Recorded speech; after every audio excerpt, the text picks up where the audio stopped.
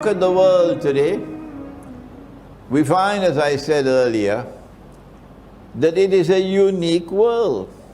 There's never been a dunya like this before. And the most puzzling thing about this dunya today is that there is an actor at work on the stage of the world. And he is an actor who seems to have come out of nowhere. We had great civilizations. Babylon was a great civilization.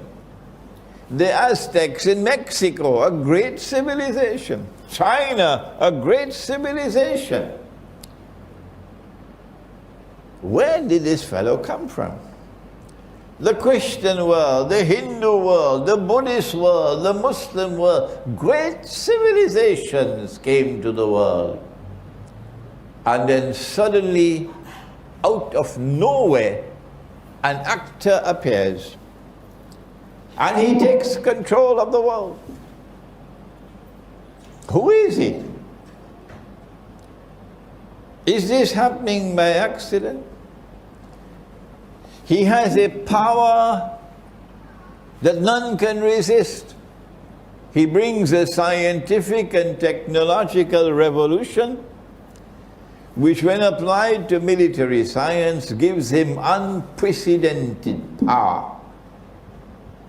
No longer is he dependent on the wind for a ship to sail. No. He now has nuclear-powered ships. He doesn't travel by horses anymore. He has mechanical transport on land. He has motor cars. He has trains to take goods a long distance, which yesterday was camels. This fellow even travels in the sky. We never had it before. He has an aeroplane that flies in the sky. He doesn't need a sword anymore to fight. He can kill you from a distance. Huh? Strange. He has unprecedented power, military power. But unlike Zulkarnain, who had faith and who used power, Surah Al-Kahf? Huh? Surah Al-Kahf? You must shake your head a little bit. Surah Al-Kahf. Zulkarnain used power to punish the oppressor and to bring relief to the oppressed. And Zulkarnain used power to help those who have faith and who are righteous in conduct, and to reward them. But this fella is the opposite of Zulkarnain. This fella is essentially godless, essentially godless. And he uses his unprecedented power to oppress like no oppressor has ever been. And he uses his unprecedented power to target those who have faith and who are righteous in conduct. It doesn't matter whether you're a Christian or a Muslim or a Jew or a Hindu or a Buddhist. It doesn't matter. Once you want to be truthful, once you have integrity and you stand up for the truth, once you are righteous in your conduct, this man is coming after you. Who is he? He comes and uses his power to oppress, and he wants to take control of the whole world. In Mr. Putin's beautiful expression, Vladimir Putin, the Russian president, he said about this man, he has imperial ambitions, which is very dignified language. He wants to rule the world.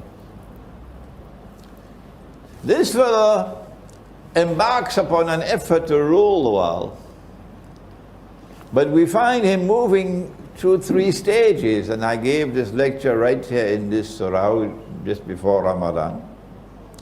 And Allah spoke about it in the Quran in Suratul Mursalat. Allah says, Intaliku ila zillin dhi salathi shu'ab. Proceed now. The world now proceeds to a shadow which will manifest itself in 3 stages. In Akhir Zaman, it was not possible for anyone to interpret this ayah until the world experienced Pax Britannica and then Pax Americana. You cannot explain Pax Britannica with any of the tools of political analysis. No. You cannot explain the passage from Pax Britannica to Pax Americana using the tools of normal political analysis. No, not at all. The passage from Pax Britannica to Pax Americana and the role of the Bretton Woods Accord and the emergence of the International Monetary Fund, which meant goodbye to His Majesty the sterling pound. Goodbye to Britain. Goodbye to Pax Britannica. And now it's time to say goodbye to the US dollar. But if you are studying the subject from eschatology, you would know that Brexit means goodbye to the euro as well.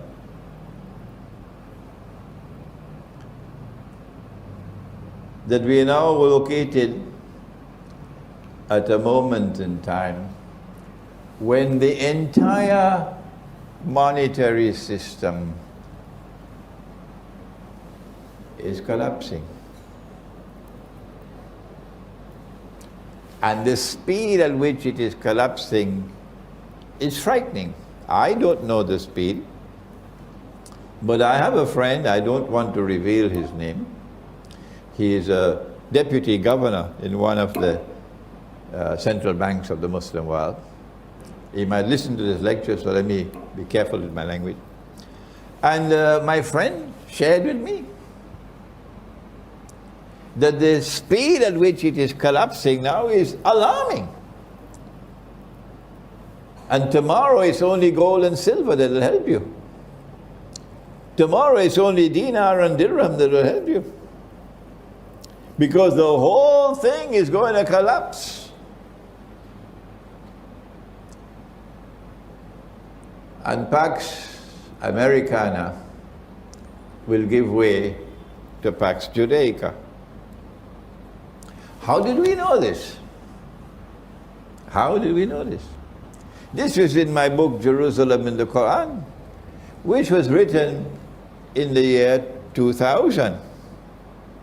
16 years ago I wrote that book in New York. Where did I get the knowledge from? That the US dollar is going to collapse, I've been saying this for 20 years or more now. This is eschatology. That you get the capacity to analyze events occurring in the world. Because you know that there is a fella, a mastermind at work, who wants to rule the whole world. And he gave us his first stage of his shadow that Allah spoke in the Quran with Pax Britannica. And the second stage of the shadow was Pax Americana. And we are saying that the third and last stage of the shadow is going to be Pax Judaica. When Israel will seek to replace the United States of America as the next ruling state in the world. And Israel is going to say, away with all of this godlessness. This fellow is not only godless, this fellow is also decadent. He is the one who says a man could marry another man and get a marriage certificate. You know who the fellow is? Modern Western civilization. So Pax Judaica is going to come to say, we want to sweep away all this godlessness and all this decadence. We want to turn away from all of this oppression and so on. We want to bring back the world, bring it back to religion, bring it back to the worship of the God of Abraham. Oh, it's going to be very, very, very interesting, tomorrow. If we are alive and this drama unfolds, as they say to the world, we must come back to religious values. This is Pax Judaica. But their oppression will be greatest of all, because they want to rule over everybody. And eventually a man will stand up in Jerusalem and declare, I am Al-Masih, the Messiah. But he would not be Al-Masih, the Messiah. He would be Dajjal, the false Messiah. In order for him to achieve his objective, a Pax Judaica, for Israel to rule the world, he has to make Israel very, very big, like the United States, but that's not possible. Israel cannot expand. Israel is surrounded by the Arabs. Forget it. Or the world has to become much smaller. Which one will it be? Which one will it be? Yes. The answer is the world will have to become much smaller. And that's why we're going to have nuclear war. They want the nuclear war. They know it. And they've already prepared for nuclear war with the underground bunkers and so on. So they will survive. In order to have the nuclear war, they got to provoke Russia. So Russia had to become a nuclear power. And that's why they transferred nuclear technology to the Soviet Union. Yes, so that the Soviet Union could become a nuclear power, so that tomorrow there could be nuclear war, so that the world will become small. Are you beginning to understand now what's happening in the world? Yeah. The next event that is about to occur from our eschatology is the Great War. Let me quote the hadith. Nabi Muhammad alayhi salatu wassalam is talking to his companion Mu'az ibn Jabal radiyallahu ta'ala anhu. And they're sitting next to each other. His hand is on his shoulder, I think. And he said to him about the signs of Akhirul Zaman. The hadith is in the Sunan of Abi Dawood. And he says to him, Umranu Bayt al-Maqdis, when Jerusalem is center stage and flourishing, built up, Kharabu Yathrib, at that time, look to Medina and you see Medina in forlorn dissolution. No event in Medina, nothing. It plays absolutely no role whatsoever, even in Arab affairs. Kharabu Yathrib Khuruj al-Malhama. When that occurs, which is where we are now, then look for the Malhama. The Malhama is a great war. The Malhama is not just a great war. It's a war like no war has ever been. None. First time. What kind of war will it be? The Malhama. Hadith in Sahih Bukhari that 99 out of every 100 of the combatants will die, will be killed. 99% will be killed. and only 1% will survive. I hope NATO is listening. If you're in the US Armed Forces, or if you're in the British Armed Forces, please stop and listen to this lecture, because your chiefs will not tell you this. When you attack Russia, listen, 99 out of every 100 will be killed. This does not happen in conventional warfare. No. The only way that 99 out of every 1,000 can be killed is if it's a war with weapons of mass destruction. Among the weapons of mass destruction that we know of are nuclear weapons and thermonuclear weapons, but there could be others that we don't know about.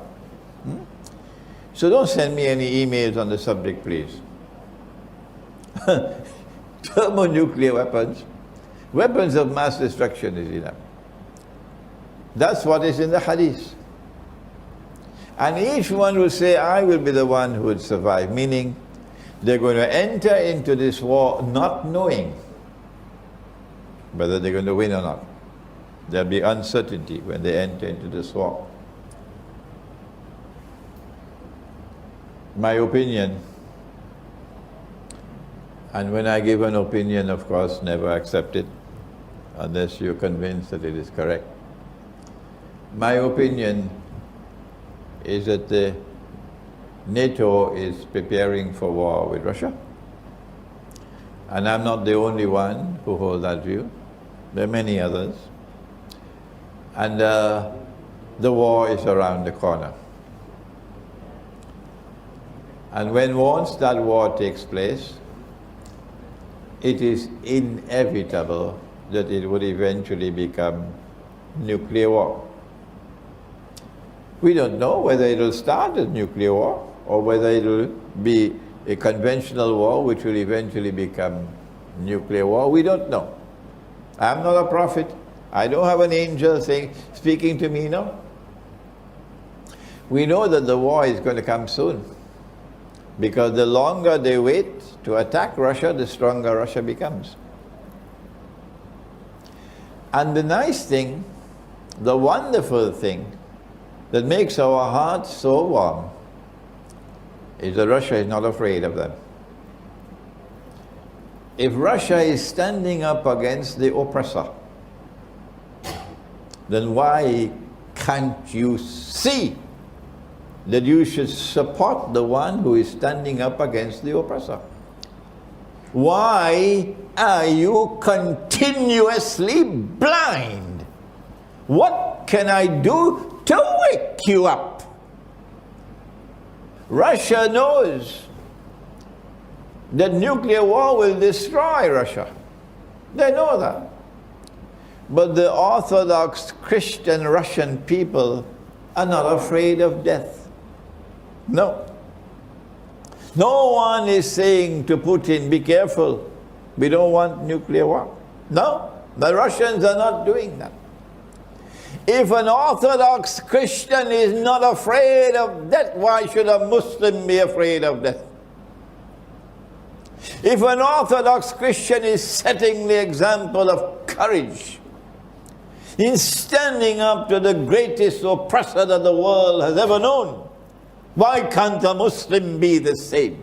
What's wrong with the world of Islam? Why have we lost our courage? We should not be afraid to die. A Muslim is not afraid to die.